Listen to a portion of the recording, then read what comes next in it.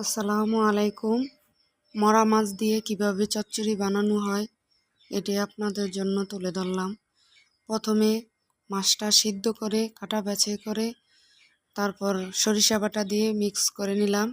কড়াই তেল দিয়ে পেঁয়াজ দিলাম, তারপর এলাচ, দারচিনি, কিছু আদা বাটা দিলাম, দিয়া নাড়াচাড়া করে যাতে কাঁচা গন্ধটা চলে যায়।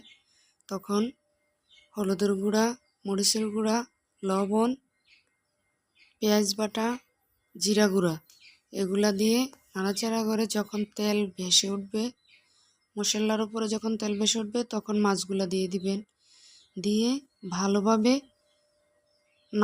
নাড়াচাড়া করে মিশিয়ে 2-1 মিনিট রাখবেন, দমে রাখবেন। তারপর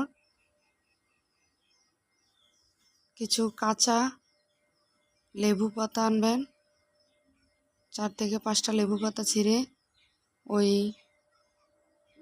মাছটা দিয়ে দিবেন। দিলে অনেক স্বাদটা বাড়ে, গরম ভাতের সাথে খাইতে অনেক সুস্বাদু। আপনারা চাইলে বানিয়ে খেতে পারবেন। যারা এভাবে খান তারা বুঝতে পারবেন এটার কত স্বাদ। আমরাও প্রায় সময় এগুলা বানিয়ে বৃষ্টির দিন গরম ভাতের সাথে খাই।